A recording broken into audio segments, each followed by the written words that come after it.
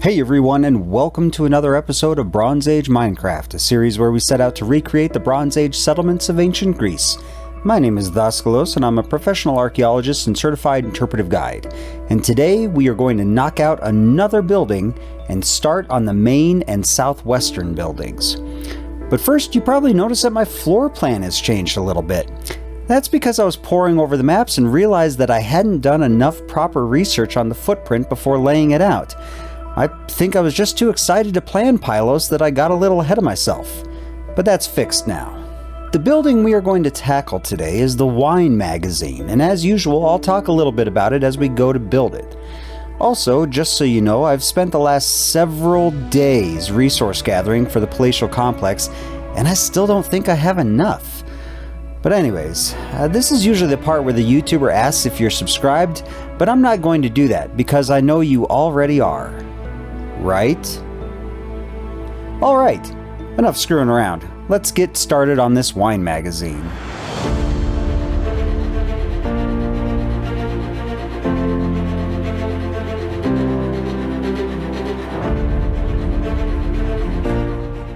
Much like the northeastern building, the wine magazine is a fairly utilitarian building.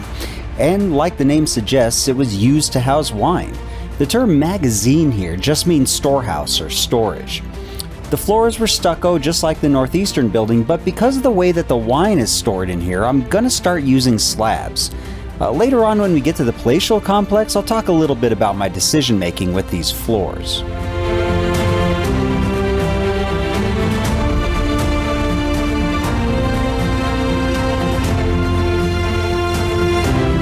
When Blegen excavated this building, he wondered if there was a second floor to it. Unfortunately, any staircase or access to that floor was missing. It's possible that there was an upper floor to this wine magazine that would have housed the wine guy, someone who's in charge of keeping the wine. The little evidence that we have that suggests there was a second floor is a bunch of pottery that doesn't really belong in a storehouse, suggesting that it fell from the second story into the wine magazine during the fire that destroyed the whole complex. But because there is no solid evidence of a second story, I'm going to leave it out. But I'm not going to completely rule out the possibility of adding one later.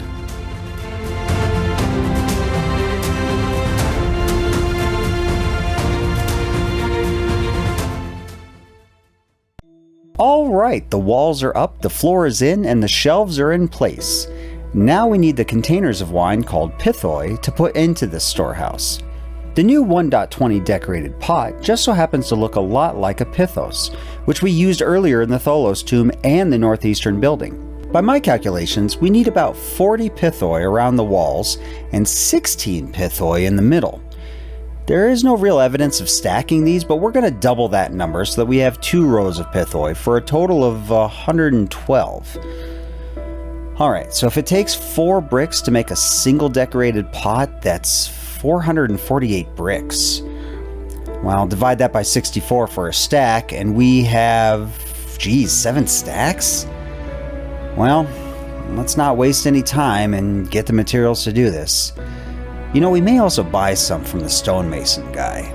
Many hours later. Well, that took a very long time. I did a lot of clay digging and some buying. The trouble I thought I had run into is that I already dug up a bunch of clay for the terracotta to go into the Tholos tomb, and what clay I had left over I formed into blocks, which I thought was a big waste until I tried breaking one to see if I would get any clay balls, and I did. So, thankfully not a waste. There was still a lot left to go though, but we eventually got there. So, let's put these in there and slap the roof on.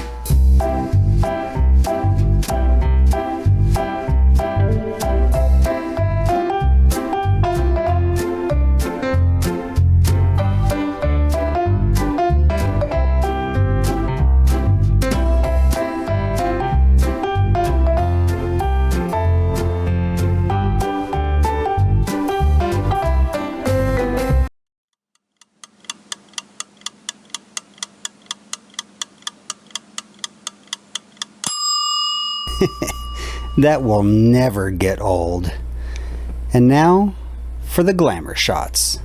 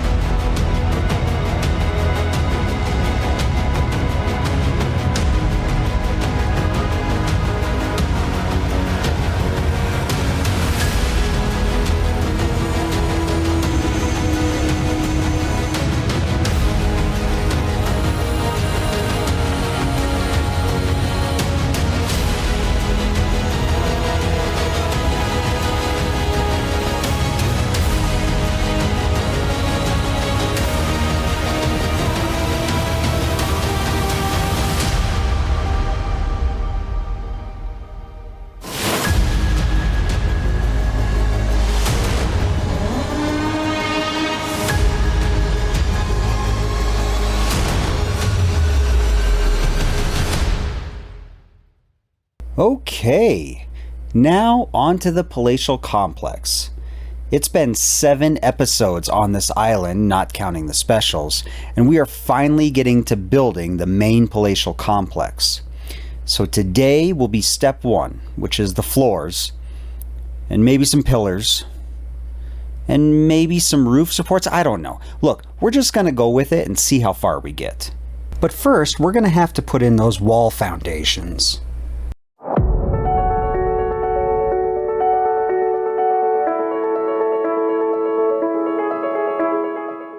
Yes, I will be using diorite for the walls, and I can already feel you furiously typing away in the comments section about how much you hate diorite, so I'll wait until you're done. Are you good? Did you get it out of your system? Great. I know some of you don't like diorite, but I'm going to use it since it's a whitish block and readily available. And hey, I don't like oxidized copper, but I'm going to be using it too, so if I can deal with oxidized copper, you can put up with a little or a lot of diorite. And when I discuss the walls, I'll get into why it needs to be a whitish color.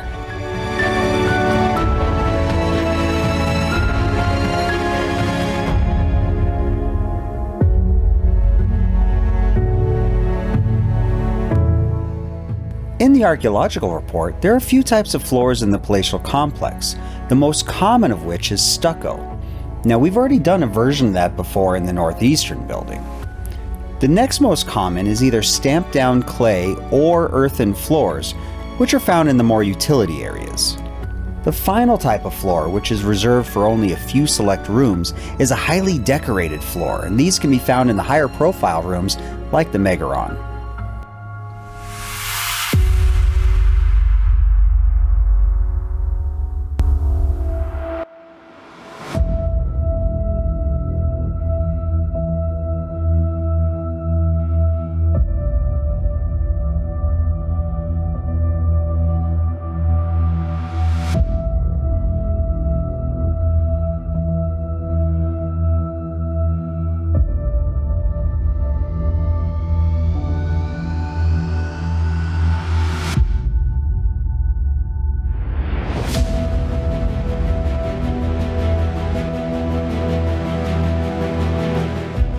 Now I'm going to be using slabs on top of whole blocks for the floor.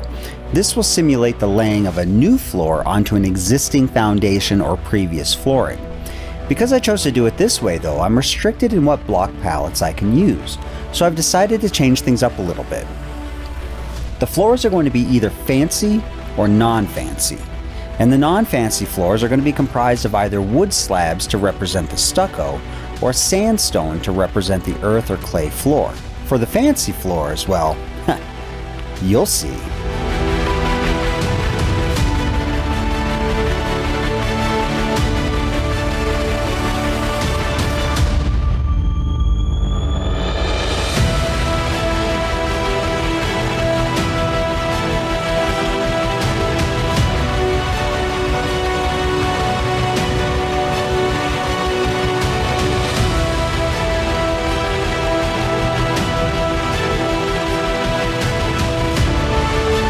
Unfortunately, there are no plain brown slabs in this game.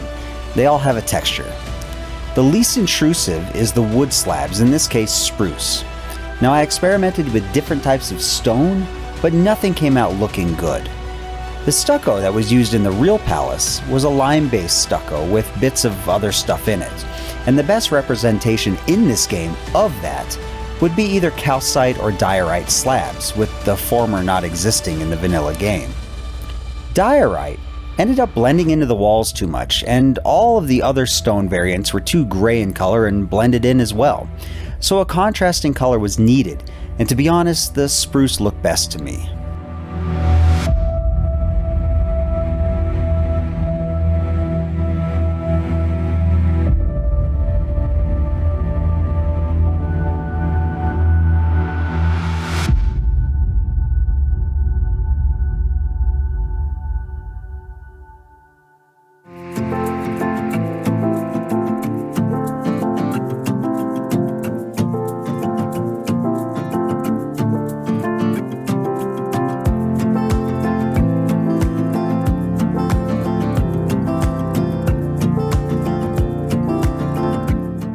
If you remember a few episodes back, we went out and collected some mangrove.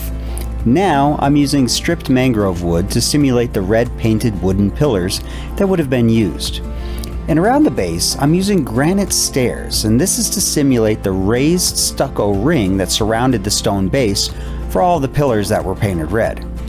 Now, I know you're not going to see the cobblestone base of the pillar when this whole thing is done, but the pillars had stone bases, so I'm sticking true to real life here.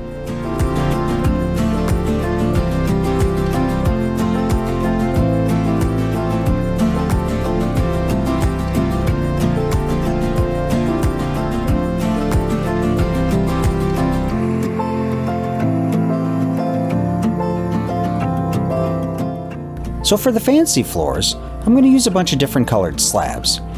All of the fancy floors were done in a grid pattern, which just so happens to work out really well for Minecraft. But for the Megaron, the section that I'm working on right now, was set at a slight slant to the rest of the grid pattern. Unfortunately, I can't recreate that angle, but what I can do is arrange the slabs in such a way so that the colors go at 45 degrees, and that should simulate a bit of that slant.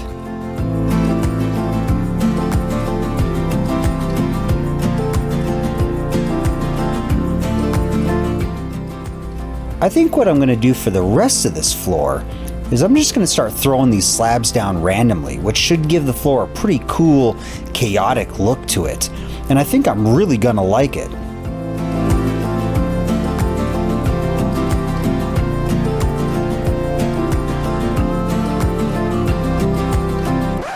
It looked like shit and I hated everything about it. But thankfully, I fixed it.